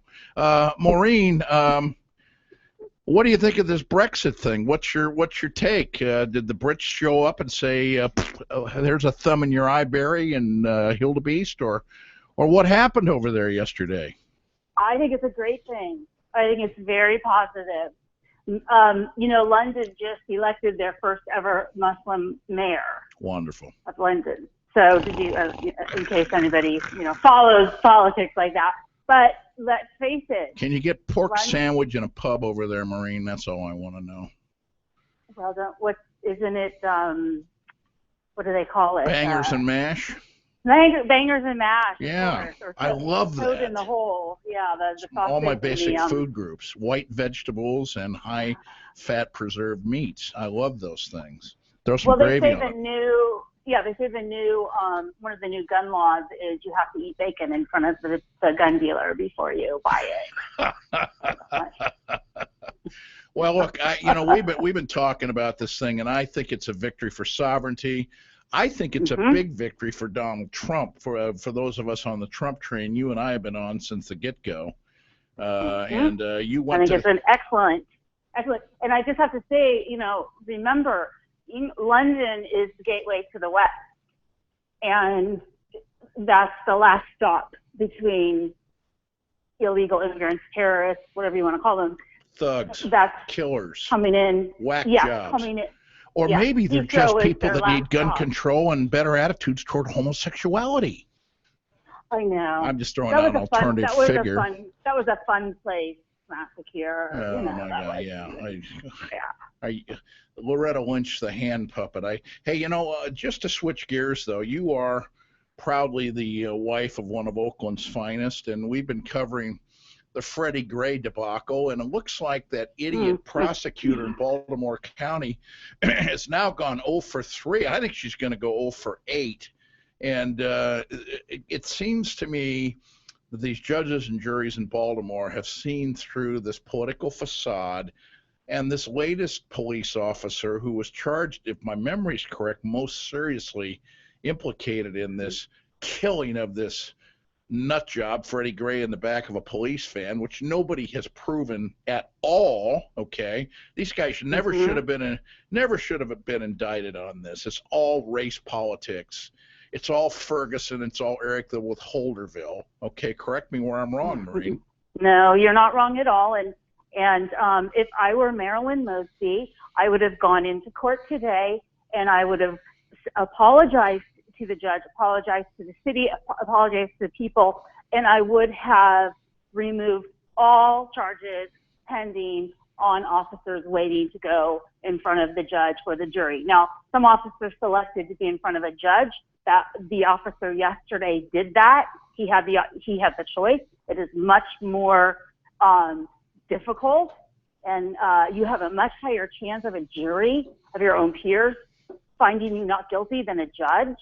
And this judge basically laughed at Marilyn Mosby, and he was a black judge.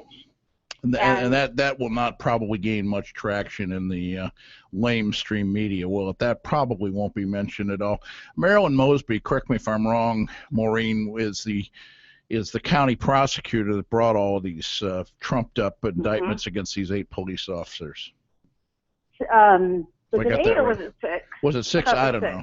They really indicted the entire Baltimore police force. It's kind of the Ferguson effect now, and you see that, I'm sure, with your hold on a minute, your other half in Oakland. Boy, I'm in big trouble at home. I just screwed the pooch on that one. No, he's much better at what he does, because I would lose patience and take my gun and just shoot them all. I don't know how he has, when they say that you're created to do God gives you an ability in life to do something that you're really good at. He double dosed on my husband, because 20 years, never fired his weapon, has been shot at more times than he could count.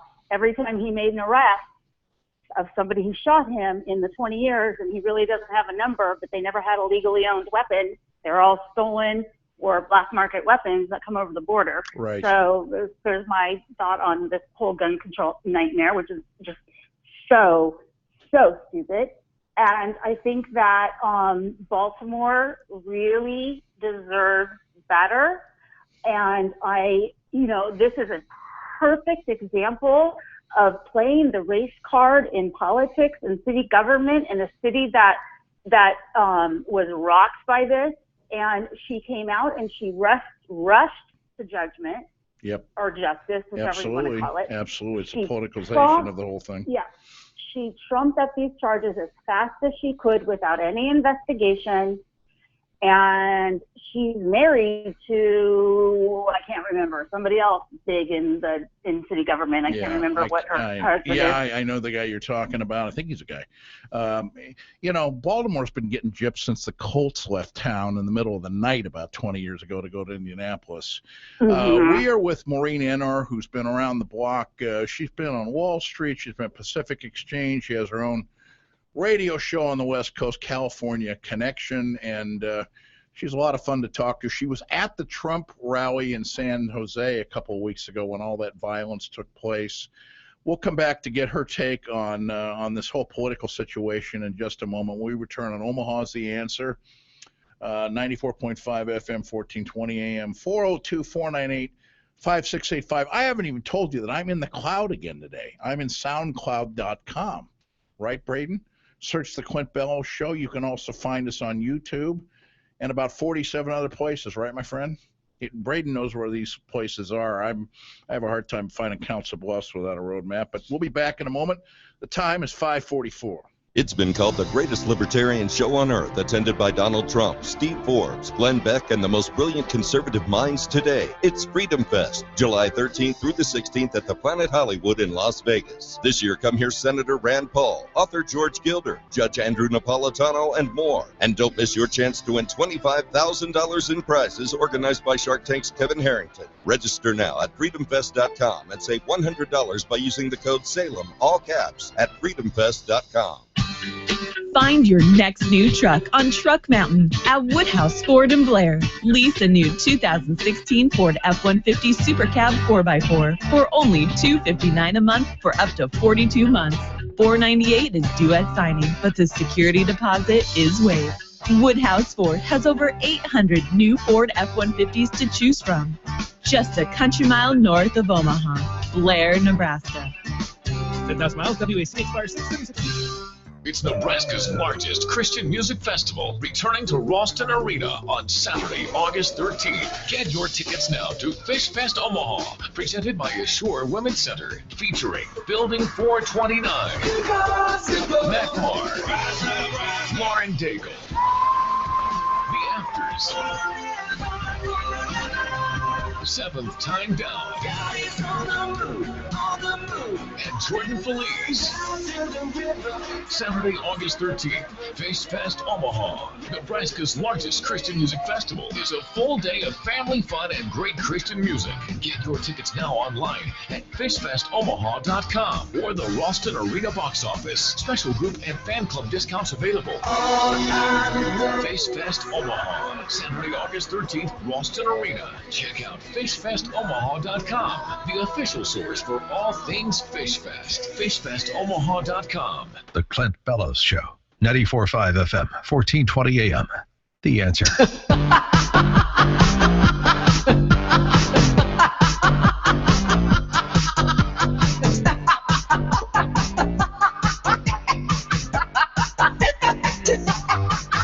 Look, we came, we saw, he died. We came, we saw, he died. Look, we came, we saw, he died. Look, we came, we saw, he died. You know, that is one winsome woman. Oh my gosh. The Democrats want to keep politics out of the bedroom. Hillary wants to keep Bill. Well, I didn't say that. We've got one of the real smart women around in the conservative side of things named Maureen Enor. And I think this thing in Britain, Maureen, was a big victory for Donald Trump, because early on, as you know, before anybody else was talking about it, Donald Trump made an issue out of the border, okay?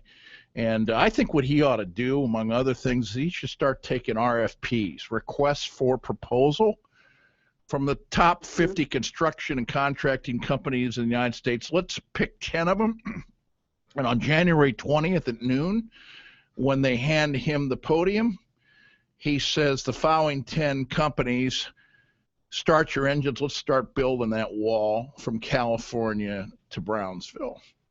What do you think of that? Think about before you vote in the upcoming election. Most of the idiots running this country say one thing and do the opposite, knowing that the people who vote for them don't pay any attention. Let's see, Maureen, if we got this right. If you cross the North Korean border, you get 12 years of hard labor. If you cross the Iranian border illegally, you're detained indefinitely, as Americans have found out. If you cross the Afghan border, you get shot. If you cross the Saudi border, you get jailed. If you cross the Chinese border illegally, you may never be heard from again. If you cross Venezuela's border, you'll be branded as a spy and your fate will be sealed. If you cross the Cuban border, where Raul and Fidel are such good buddies of our president, along with Che Guevara, you'll be thrown in a political prison to rot. But if you cross the U.S. border illegally, Maureen, you get the following. 1, a job, driver's license, social security card, welfare, food stamps, credit cards, subsidized rent or loan to buy a house, free education, free health care, a lobbyist in Washington, $1 billion worth of public documents printed in your language, the right to carry your country's flag, while you protest that you don't get enough respect, and in many instances you can vote. I just want to make sure, Maureen, have I got a firm grasp on that situation in your opinion? Yeah, except I wanted to add, in Saudi Arabia, if you are a homosexual, you are killed. It's not allowed. So Saudi gives us a lot of, we do a lot of business with the Saudis because of our oil, and they're really Hillary Clinton's best friend. Yeah. So she's crying that we need to have no more guns in the United States, but she's taking money from Saudi, who really, they hate women in general, but definitely you're murdered in the street if you are a known homosexual.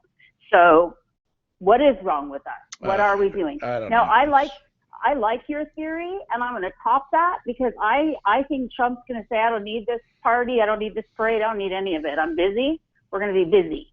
Yep. Swear me in some room, and let's go. Yep. And okay, so yeah, let's say he names these 10 construction firms. Boom, they're going to start working the next day. And I may have said this on your show, correct? And I'm sorry if I'm repeating, but then he's going to walk into Social Security, he's going to walk into the VA, he's going to walk into the EPA, he's going to walk into all these huge, fat, overinflated government offices, and just appear on the 6th floor and see a bunch of lazy people sitting around with their big gulps and putting all the calls to voicemail. I heard that Bloomberg, who's 4'11", fell into a big gulp and drowned in New York today. Is that true, or is that just a nasty rumor? I don't know. Well, let me just tell you, guns in this country killed just under 6,000 from January 1st to today. Yeah. Obesity killed 141,000 from January 1st to today. So keep eating your Big Macs. You have a much higher rate of dying from that than having somebody being in a mass shooting. Wow, Maureen, you're a real buzzkill. That's all I can say. What about the 2 fish sandwich for $5 deal? Is that just as bad? Yeah, I know. Probably, but you can tell yourself it's fish, and All right. But I don't know. Let me ask you this. So, have you had any more thoughts on who Trump ought to put in play as vice president? Should he name his whole cabinet now, or is that kind of a? No. I don't think nobody does it. Nobody does it. Who's done it before? Reagan is the only one who did it before the convention. Who else? Tell me the last time somebody's named everybody before the convention. No one has. No, I agree with you completely. I think that, and so many people have called for him. The name is VP. Name is okay, but I cabinet. heard a good one today that he's considering, and it would be the smartest thing he'd do. Mia Love from Utah. Whoa. I love her. Wow. For your listeners who don't know her, yes. She is a member of Congress in Utah, beautiful, young, black woman, conservative, just phenomenal. She gave a phenomenal speech at the 2012 Republican convention. She would be, he could probably do no wrong with somebody like her. We're talking with Maureen Enor, and we're talking with her about this whole concept of Trump having a big week. He's been down for a while. And of course, this is a good week for me. One of my many fans out there just sent me a text, and she says, "Bellowlicious, you rock radio." So I'm all in favor of that. And the reason we rock the radio here at The Answer, Omaha's Conservative Talk, we've got great guests like Maureen Enor. And, the one thing that I'll tell you, one guy I would appoint right now, I'd bring Chris Christie in, and I would just say, if I'm elected, this guy is the Attorney General of the United States, and we're going to start prosecuting the case against Hillary Clinton today. Okay. You know what? No, I disagree. I think Okay. he should bring in Christie. Absolutely. Do not say he's going to appoint him, but he should bring Christie in to explain what Loretta Lynch did with those 9/11 tapes, because it's wrong, it's illegal, it's unconstitutional. Yeah. It's absolutely deplorable. Hey, that might be a They better don't way to even- go. He doesn't have to name it. You're right. I think I agree with you on that. He doesn't have to name a position for Christie is articulate and just gets it out there and gets it done. And Hugh Hewitt, who's our morning guy on Salem Communications, says Trump's got to pick a vice president who can prosecute that case in an articulate, objective, legal way. And Trump's not the guy to do that. But the VP is not going to prosecute it. It's going to be the Attorney General. It's going to be the head of the DOJ. You know that. Just how. So. Yeah, but who's going to talk about it during the campaign? Okay, who's going to stick the wood to her during the campaign? That clearly somebody needs to. Oh, he's going to do it. I'm not worried about it. I'm not worried one bit. Like he said, he doesn't care if he has $1.3 million. He's got more people on Twitter. He does not have. I heard, and I've sort of heard this before. He's very frugal. He's a very, very, very frugal man. He spent $1 for her $15 vote just in Iowa. So. Go let her spend her money. People are starting to listen now to where he's saying, look, I don't want to spend this. I'm not going to wait. What do you know what I could do with $42 million right now in the U.S. government? Do you know how I could help us be better? And she wants to just go blow it and create attack ads for me. So go ahead. Yeah. Let him show how he's been able to run this campaign. Look at what he did in the primaries. But for him to, of course he's gonna beat her down. But people are tired of hearing about the emails. We really are. We want something to happen. So yeah, go ahead and talk about that. But let's talk about what's happening right now, right this second. Get Christie out, who can articulate how much in danger all of us are. Just what she did to those 9/11 tapes. It is not even the shooter's voice. They used somebody else's voice. So it didn't even sound Arabic. They took everything out, and then they replaced Allah with God. The hand puppet. Yep, you're absolutely right. So people need to be realized, you know what? Those are every time something like this happens and they think they're doing it for the better because they don't want us to hate Muslims, that's taking away our right. Hey, let me ask you this. What does Mr. Your fine law enforcement officer husband, what does he think of what happened with this Baltimore thing? Is that a victory for police in this country? Because not yet, it's not. You've been a champion of what we call Blue Lives Matter, which is that the lives of police officers matter just as much as white, pink, gray, yellow, or black lives matter, right? Mm-hmm. Yes. Well, no, it's not yet, because the Al Sharpton and the other, notorious lofty leaders in that community are still calling foul, not right. Hey, he's not a pretty fair. normal looking guy. Wow. You can have all of your opinion that you want, Sharpton, and all you other so-called leaders of your community that is killing themselves at a rate higher than any mass shooting ever. Yep. You can go ahead and spout out what you want, but the facts are the judges and the juries are seeing these cases. Now, do you know what is going on in these police officers' lives? They were let go. They probably had 6 months paid leave. Then they were probably let go.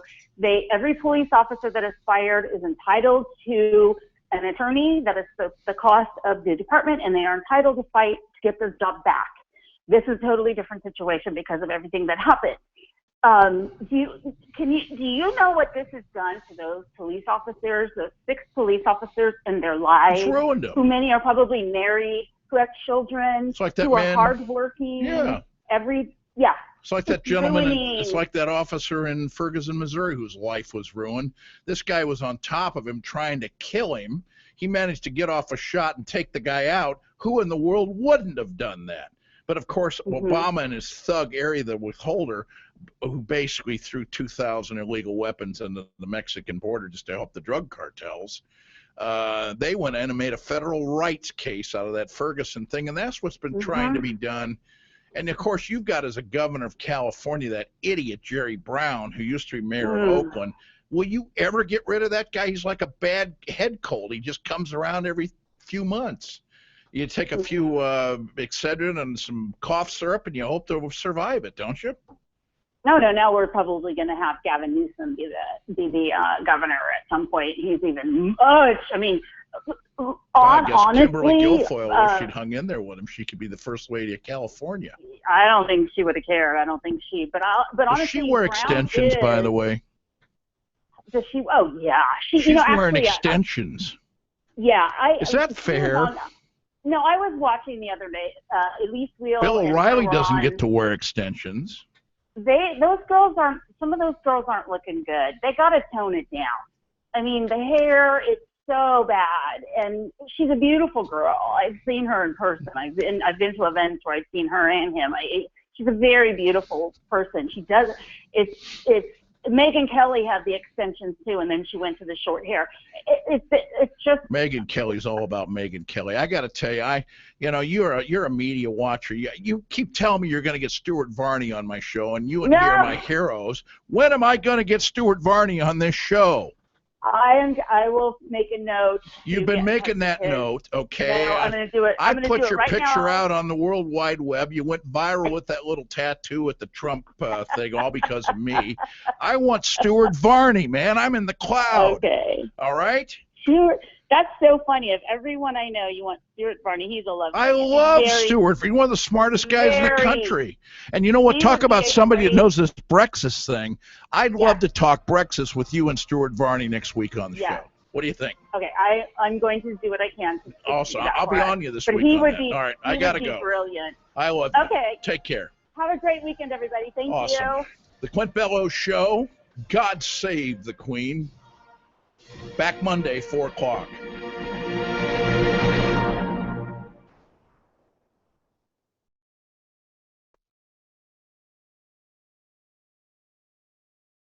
.94.5 FM, 1420 AM. The Answer. KOTK, Omaha. A division of Salem Media Group on the NASDAQ as SALM. Your news this hour from townhall.com. I'm Val Dior. President Obama says he spoke with Prime Minister Cameron earlier today after the United Kingdom's vote to leave the European Union. Based on our conversation, I'm confident that the UK is committed to an orderly transition out of the EU. We agreed that our economic and financial teams will remain in close contact as we stay focused on ensuring economic growth and financial stability. The president also talked with German Chancellor Merkel to voice support for America's European allies. Her house flooded and blew up from natural gas. She was burned on 67% of her body and had to hold on for 3 hours. Ronnie Scott says he is so glad his wife is not among those killed in West Virginia flooding.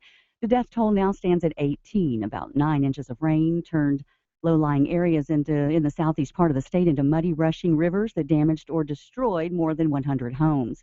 Residents choking on smoke fled a wildfire that tore through mountain communities and burned dozens of homes to the ground in California's southern Sierra Nevada. The blaze destroyed at least 80 homes and 20 other buildings, 35 miles northeast of Bakersfield as crews continue to fight. We have 6 air tankers and 7 helicopters on the fire. Kernville Elementary School is now the primary shelter for evacuees. There are approximately 125 evacuees at the elementary school. Kern County Fire Captain Michael Nicholas near Lake Isabella.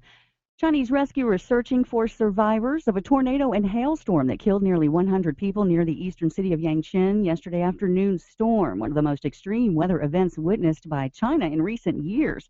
Doctors say most of the 800 people injured have broken bones and deep cuts. And global stocks have taken a major plunge along with the British pound after Britain's voted to leave the EU. The Dow dropped 611 points. The S&P fell 75. The NASDAQ sank 202. For more details, go to townhall.com. Safety, safety, safety. I'm saying it 3 times. Studies show you need to hear something 3 times to remember it. So remember, safety, safety, safety is important to me. That's why I love Grainger. Grainger has the products to help keep our facilities safe and people safer. Say it with me, kid. Safety, safety, safety from Grainger, Grainger, Grainger. When you think